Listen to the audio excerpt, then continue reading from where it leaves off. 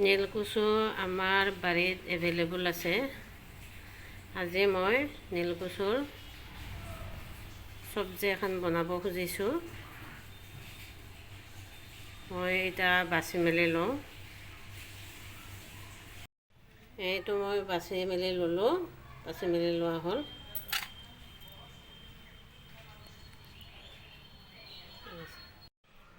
এতিয়া মই ধুই ল'লোঁ নীলকচুখিনি। কাটি মেলি এতিয়া মই সিজোৱাৰ কাৰণে কুকাৰত দিম। মোৰ দৌৰা-দৌৰি হৈছে। মই এনে সাধাৰণতে ভাজি পেলাইয়ে বনাওঁ, একেলগে তেলত দি পেলাই ভাজি লৈ সেনেকৈ বনাওঁ। কিন্তু আজি মই কুকাৰত দিম, মোৰ অলপ দৌৰা-দৌৰি হৈছে।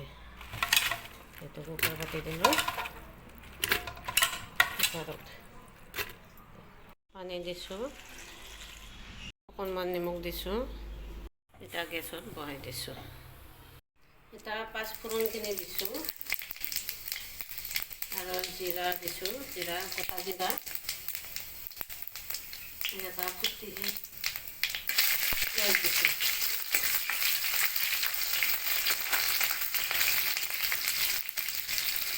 এটা আদা নহৰুৰ পেষ্টখিনি দিছোঁ, মই তেলতে দিছোঁ।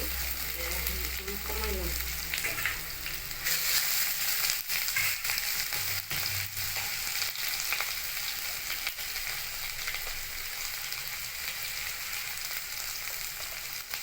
হালধি গুড়াখিনিও দিছোঁ।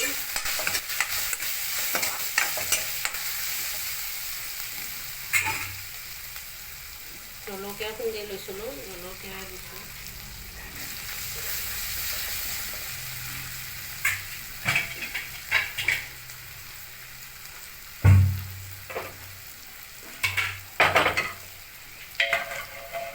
এতিয়া মই বইল কৰি লোৱা কচুখিনি দিছোঁ। কুকাৰত বইল কৰি লৈছিলোঁ যে, বইল কৰি লোৱা কচুখিনি দিছোঁ।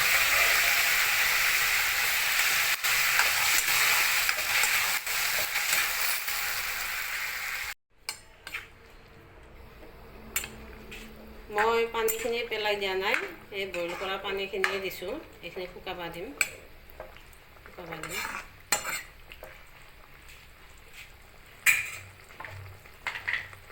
ইয়াতে মই নিমখ দিছোঁ।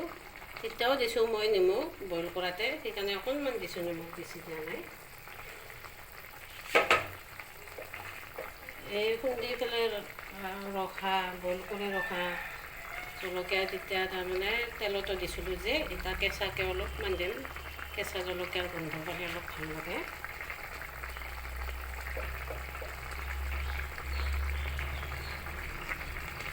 তাৰপিছত জাব্ৰাং দিম।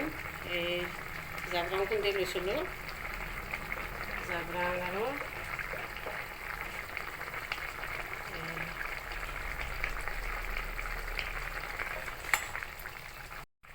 জাব্ৰাং আৰু জালুক দিছোঁ। ধুনীয়া হ'ব আজি খাব নীলকচুৰ ঠাৰি। আপোনালোকে বনাই খাবচোন নীলকচুৰ ঠাৰি। কিন্তু জাব্ৰাং আৰু জালুক দিলে বহুত ধুনীয়া হৈ খাব। জাব্ৰাঙৰ চেন, জালুকৰ চেন ধুনীয়া হয়, গোন্ধটো বঢ়িয়া লাগে। এতিয়া মোৰ ইমান ধুনীয়াকৈ জাব্ৰাং, জালুকৰ, আদা নহৰুৰ গোন্ধ আহি আছে, খাওঁ খাওঁ লাগি আছে। এই ধুনীয়া হৈছে। বনাই খাবচোন আপোনালোকেও। নীলকচু আমাৰ বহুত আছে। আপোনালোকে কি কয় নাজানো বাৰু, আমি নীলকচু বুলি কওঁ। আমাৰ ঘৰত বহুত আছে, আমাৰ বাৰীত। এইখিনি পানী মই শুকাব দিম। মাছৰ লগত বনাই খালে বহুত ধুনীয়া হয়, মাংসৰ লগতো বনাই খাব পাৰে। মই আজি মাছৰ মূৰাৰ লগত বনাম বুলি ভাবিছিলোঁ। তেখেতক মই মাছ আনিব গৈছিলোঁ, পিছে তেখেতৰ সময় নহ'ল, মানে ক'ৰবাত গৈছে, আহি নাপালে। সেইকাৰণে মই মানে এই মাছ দিব নাপালোঁ। আপোনালোকে মাছ দি পেলাই বনাই, মাছৰ মূৰা দি পেলাই বনাই খাবচোন, কি ধুনীয়া হয়।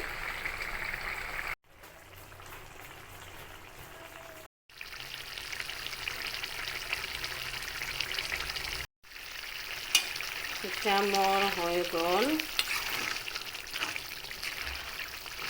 নীলকচুৰ চব্জি। এতিয়া মই ৰেডি কৰি দেখাই আছোঁ।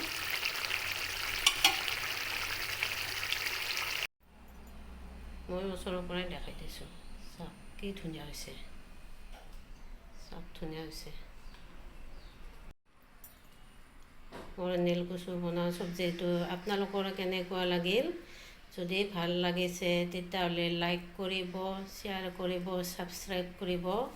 মোৰ family kitchen and blog Assam চেনেলটো ছাবস্ক্ৰাইব কৰিব। যোনে যোনে আপোনালোকে ছাবস্ক্ৰাইব কৰা নাই, প্লিজ ছাবস্ক্ৰাইব কৰিব। আৰু মই এখন প্লেটত মই ৰেডি কৰি দেখুৱাই আছোঁ। চাওক মই এতিয়া ইয়াতে খাব ৰেডি কৰিছোঁ।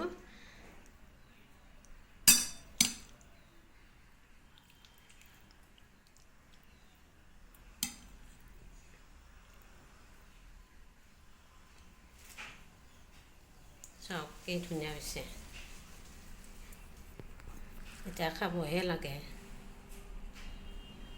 ছাবস্ক্ৰাইব কৰিব মোৰ ফেমিলি কিটচেন এণ্ড ব্লগ চেনেলটো। ভিডিঅ'টো শেষলৈকে চোৱাৰ কাৰণে ধন্যবাদ জনালোঁ।